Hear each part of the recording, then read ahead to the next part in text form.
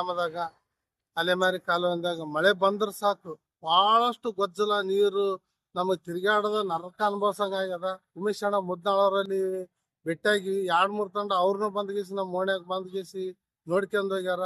ಪ್ರತಿಭಟನೆ ಮಾಡಿ ಇದಕ್ಕೆ ಸಂಬಂಧಪಟ್ಟ ಇಲಾಖೆಗೆ ಎಲ್ಲರಲ್ಲಿ ಹೋಗಿ ಬಂದಿವಿ. 25 ಲಕ್ಷ ರೂಪಾಯಿ ಮಂಜೂರಾಗ್ಯದಂತ.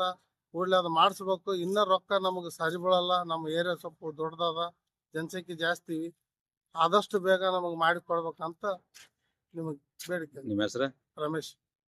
ಯಾದಗಿರಿ ಜಿಲ್ಲೆಯ ವಡಗೇರಿ ತಾಲೂಕಿನ ವ್ಯಾಪ್ತಿಗೆ ಬರ್ತಕ್ಕಂಥ ಆಲಿಗೇರಿ ಗ್ರಾಮ ಪಂಚಾಯತ್ ಕೇಂದ್ರ ಸ್ಥಾನದಲ್ಲಿ ಅಲೆಮಾರಿ ಕಾಲೋನಿಯಲ್ಲಿ ಸಾಕಷ್ಟು ಮೂಲಭೂತ ಸೌಕರ್ಯ ಇರದೆ ಸ್ವಲ್ಪ ಮಳೆ ಬಂದ್ರೆ ಸಾಕಾಯಿತು, ನೀರು ನಿಂತುಕೇಸಿ ಕಬ್ಬೆದ್ದನ್ನ ಹಾರ್ತಿದ್ದು ಸಾಂಕ್ರಾಮಿಕ ರೋಗದ ಸ್ಥಿತಿಯಲ್ಲಿ ಸಾರ್ವಜನಿಕರಿದ್ದರು. ನನ್ನ ಗಮನಕ್ಕೆ ತಂದಾಗ ಸ್ಥಳಕ್ಕೆ ಹೋಗಿ ಭೇಟಿ ನೀಡಿ ನೋಡಿದಾಗ ಆ ಜನ ನಿವಾಸಿಗಳು ಸ್ವತಂತ್ರ ಸಿಕ್ಕರೂ ಇಲ್ಲಿವರೆಗೆ ಅವರಿಗೆ ಸೌಲಭ್ಯ ಸಿಗದೆ ವಂಚಿತರಾಗಿರ್ತಕ್ಕಂಥದ್ದು. ತಕ್ಷಣ ಆ ಸ್ಥಳದಲ್ಲಿ ಪ್ರತಿಭಟನೆ ಮಾಡ್ತಕ್ಕಂಥ ಕೆಲಸ ಮಾಡಿದ್ವಿ. ಪ್ರತಿಭಟನೆಗೆ ಎಚ್ಚೆತ್ತುಕೊಂಡು ಇವತ್ತೇನದ ಸರ್ಕಾರ ಮತ್ತು ಜಿಲ್ಲಾಡಳಿತ ಎಚ್ಚೆತ್ತುಕೊಂಡು ಸುಮಾರು ಅದು ಚರಂಡಿ ಮತ್ತು ಸಿಸಿ ರಸ್ತೆಗಾಗಿ ಸುಮಾರು 25 ಲಕ್ಷ ರೂಪಾಯಿ ಮಂಜೂರು ಮಾಡಿರ್ತಕ್ಕಂಥದ್ದು. ಇದು ನಿವಾಸಿಗಳು ನಾನು ಹೋರಾಟ ಮಾಡಿದಕ್ಕ ಸಿಕ್ಕಂತ ಜಯ.